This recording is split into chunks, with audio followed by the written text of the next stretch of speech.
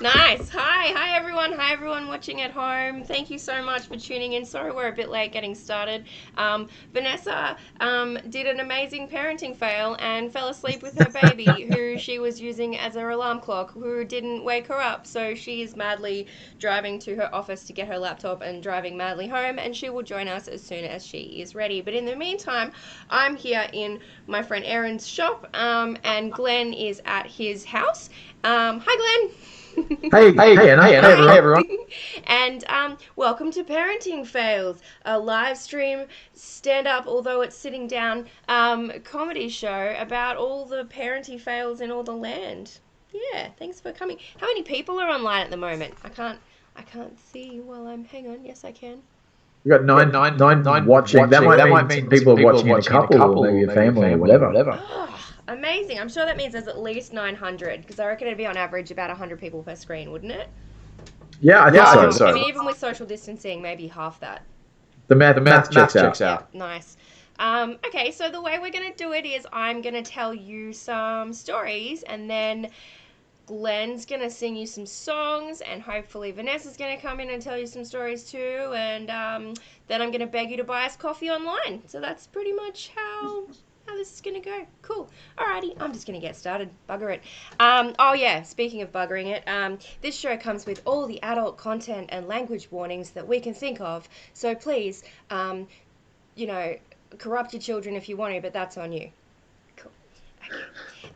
So, first story I want to tell you is I was breastfeeding in a park once, and this old duck came up to me and was like, "Excuse me, but that's incredibly inappropriate in public."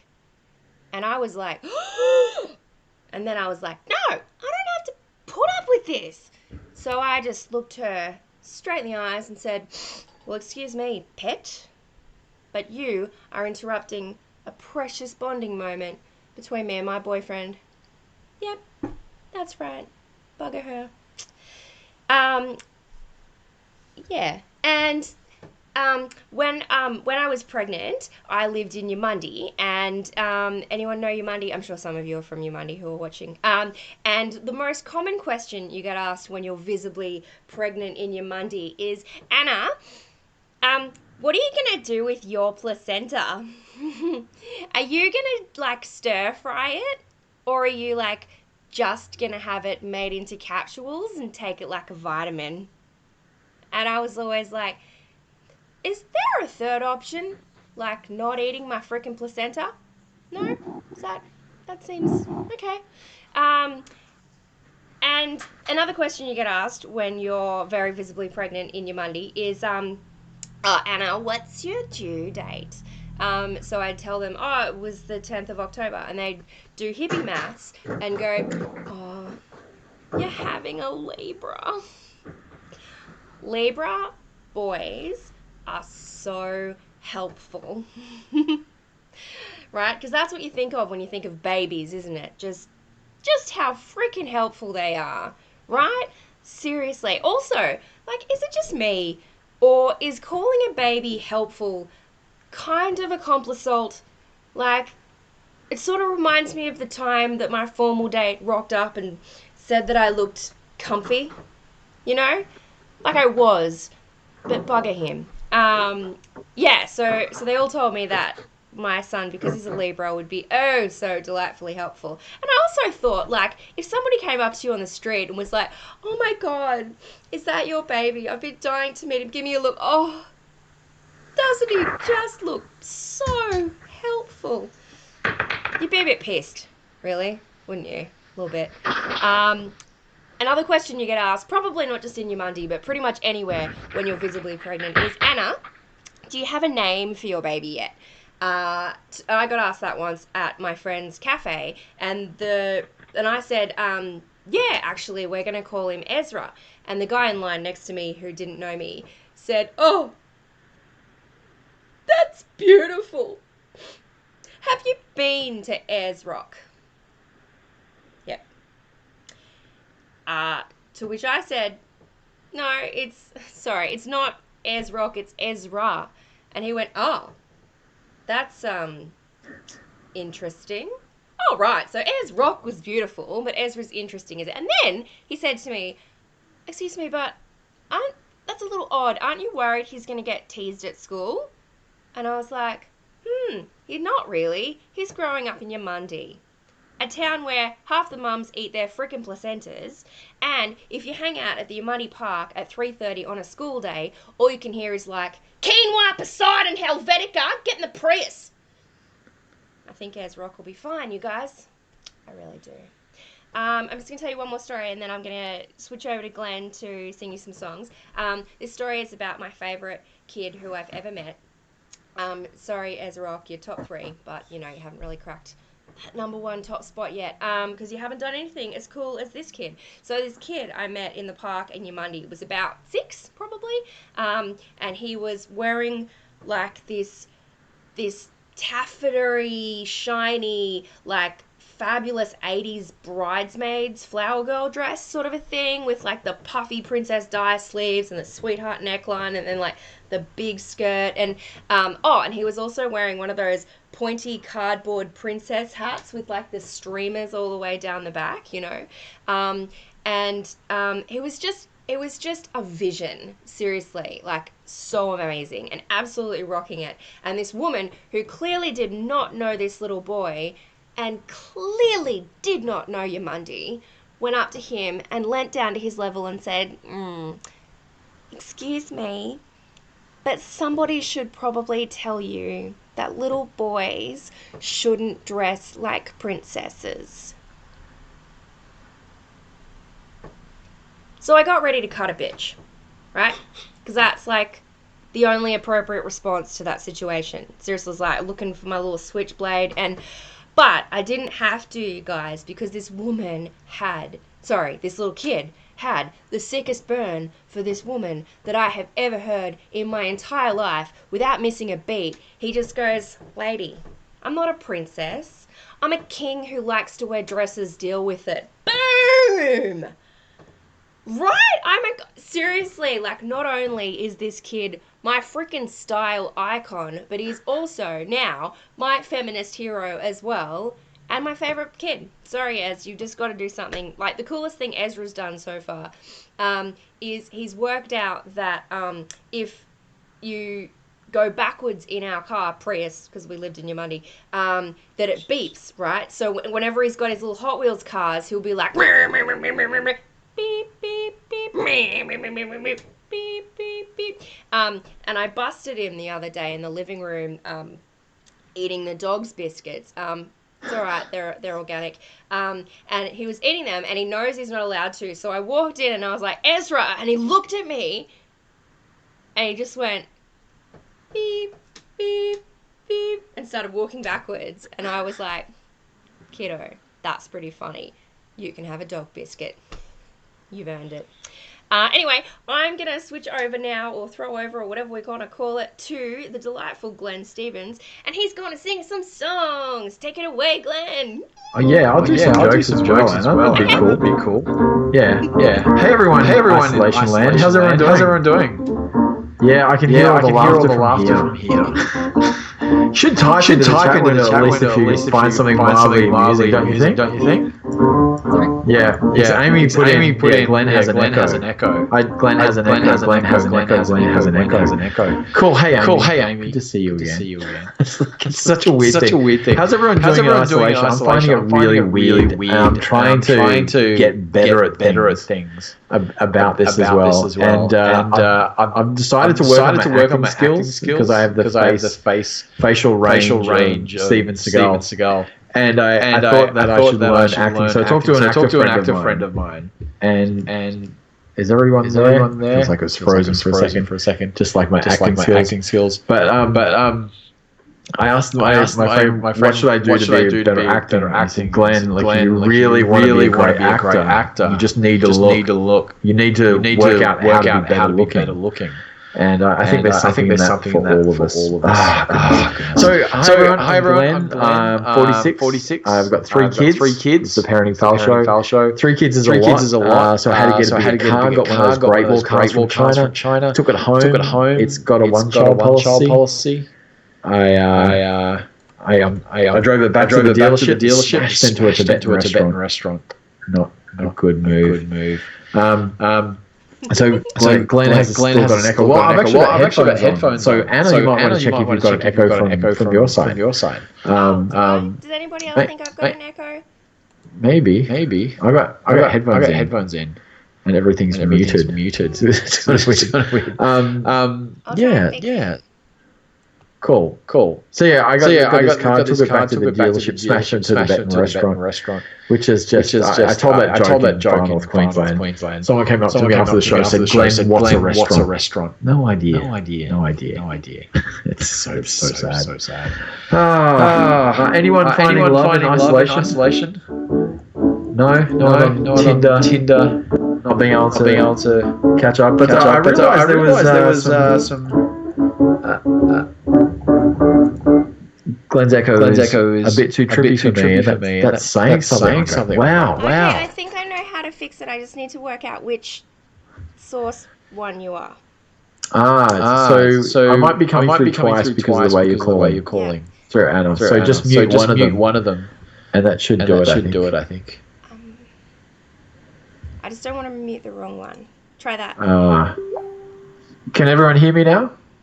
I don't know if it'll be that quick, but... I'll just check. 3.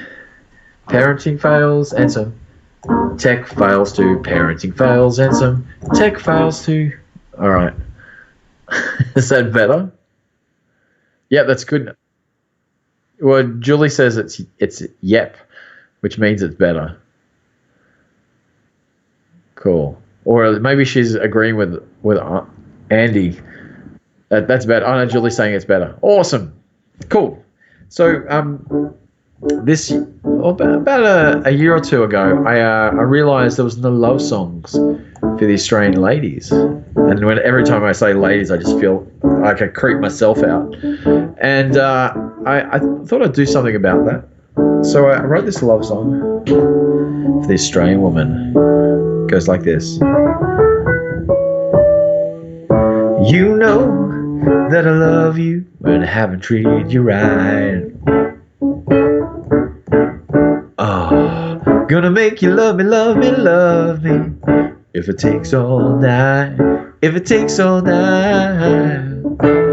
You're a woman and I know you'll understand. If you need someone who knows the ladies, Tony Abbott, he's your man, so just relax. Let me take off your carbon tax. Strip down to my Speedos, just chillax. Yeah, don't need no scientific facts. Global warming's just a myth, baby. Like the Loch Ness Monster, like the G-spot. Oh, like the platypus. There's no platypuses in the Bible. Break it down. It's getting hot in here, Mr. Speaker.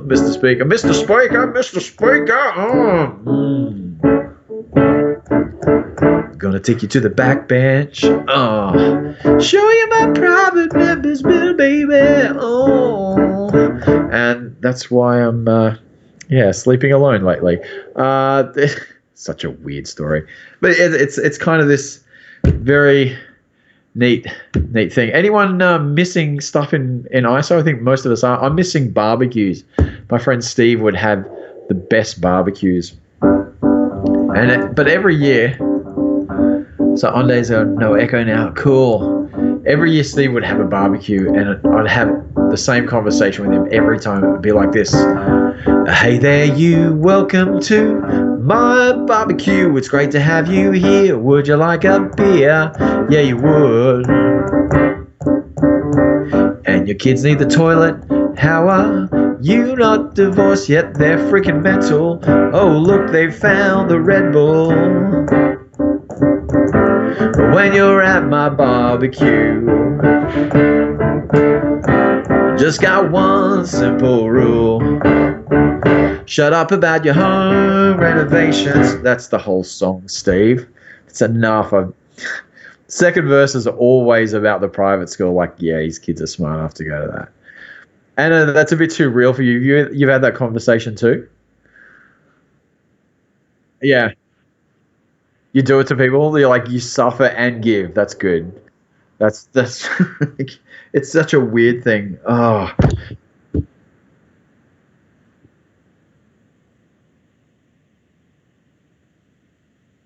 I've already tuned out. That's so good. Yeah, it went from 12 to 8 after I mentioned home renovations. That's good. I think we're all in the same pain. But I've been stuck at home, not exercising this last week, and I feel like I need to go on a diet. But every time I go on a diet, I just get angry and irritable. But you know what? It's working. I've lost 5 friends. It's a good amount of people. I'm feeling like I'm having all these ideas. Like I've invented this vaccine that only works on anti-vaxxers, and in order for them, they have to take it in order to cure themselves of their condition. Don't think about it too much; you'll just hurt your head. I'm going to play some guitar because I have a piano here, but I also have a guitar. Hope there's people that enjoy guitar as well. This is a song about relationships. You're a boy and she's a girl. She's everything in your whole wide world. You two fit together like a glove. She likes walks and rom-com movies. He likes porn with lots of boobies. And everyone can see it must be love. She can talk to her friends for an hour, and he can happily masturbate in the shower. And everyone can see it must be love. She can't wait for you to be a mister, and he can't wait for a threesome with his sister. And everyone can see it must be love.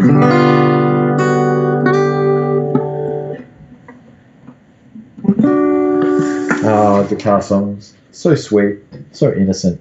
Just like the days of yore. I don't know what the days of yore are. Woo! Cool. And we've got Kieran and Helene. Oh, Helene X and Amy there. Oh, there's lots of people in. That's cool. Cool you're chatting. I hope you're enjoying it so far. Oh my goodness. You know the thing about the vaccination or the isolation, it's very strange. It's like a surreal new world to me. But you know what? You're in the Matrix, and none of this is real. You're in the Matrix. Gotta let you in on the deal. You're living in an artificial construct. Kim Kardashian's famous. You can't make this shit up. You're in the Matrix, where all the cool kids hack. You're in the Matrix, where everyone wears black. Not you're in Melbourne, where the coffee is so great. Maybe you're in Melbourne, sipping on a cafe late, last late, rhyming. Ugh. No, you're in a coma, and none of this is real. And I'm your mother, gonna let you in on the deal. Please wake up, Sharon. It's been 5 months, and we miss you. Come back to me, Sharon. That's too dark, that song, isn't it? It's not. I feel like it's not dark enough. Well, Anna's muted actually, so yeah, unmuted again. It's like I think that's where the echo is coming from. But yeah, it's too dark. All right, here's a song about a friend of mine who died. I hope you like it.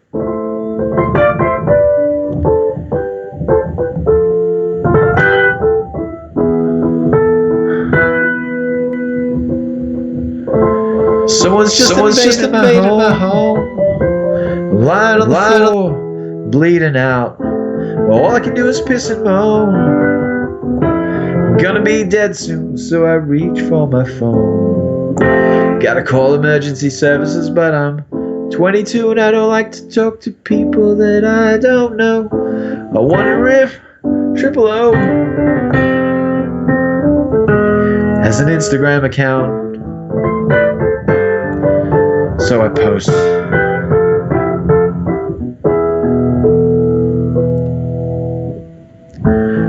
Lying, dying on the floor. Hashtag for reals.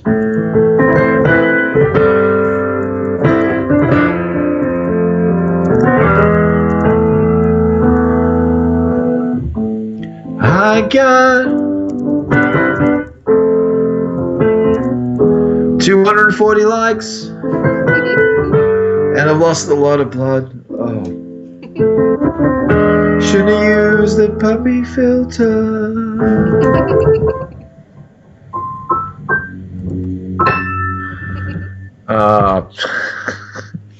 Okay, can people hear me now?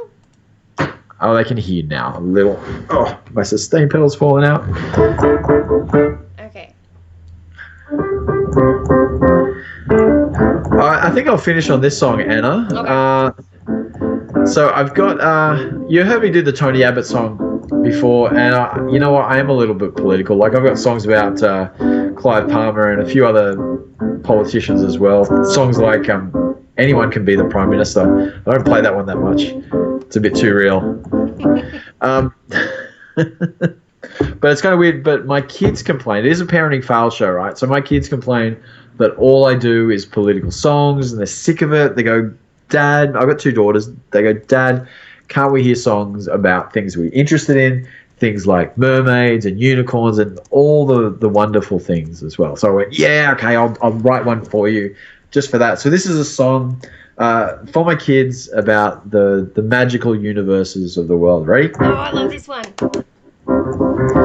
In the land of the magical creatures, where mermaids would splash along golden white beaches, and the unicorns would gallop the land to eat the cotton candy at the cotton candy stand that was run by Dave, a magnificent Pegasus, and everyone thought that he was the best of us. He would give all the creatures jobs that were fun and pay them really well for a job well done. Yeah, everything's great in the land of the magical creatures, where you can be anything you want to be.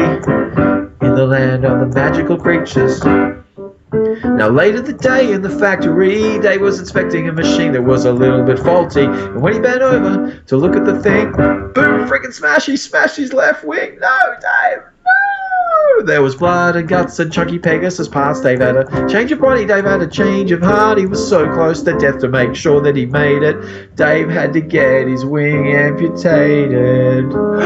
Oh no, Dave. Now Dave's a right-wing Pegasus in the land of the magical creatures, where you can be anything you want to be. In the land of the magical creatures. He fired all of the women, gave the jobs to the men, brought all the shock jocks in Channel 7 through 10, and Dave's gonna make this world great again. But instead he made it harder for women to climb the corporate ladder, confiscated the cats because he was such a pussy grabber, said he was skinny, then he'd eat massive portions, made it really freaking hard for mermaids to get abortions. What do you mean I have to have them in the water? It's so impractical. But over time, the resistance would rise, and there was another group of Pegasi with a different agenda. They only wore tie-dye. Went to Woodford folk festivals and had some messed up views on vaccination. They said, oh man, we don't like what you do. What has Mother Nature ever done to you? Why can't you be more like Angela Merkel? Come on, chill out, do come join our drum circle. Yeah. Ever been to a drum circle at Woodford? Oh, the pain. With the right emotionally deader and the left eating a placenta. There's only one group left in the center that had jobs, responsibilities, and lots of shit to do. But the new iPhone was out and they were in line. They were in line. The world's burning, this is fine. So yeah, I'm just cynical about the world, really. There is no end to that song. But thanks, everyone. That's been my set. I'll hand it back. That was amazing. Anna. Were there bits in that I haven't heard before? Were there some adjustments, some amendments? Yeah, I've redone the last bit because I just realized the people who can do stuff are just buying consumer crap all the time. That's excellent. I love it. I love it. Thank you so much, Glenn. You're the best. That's all right. Nice. Thanks.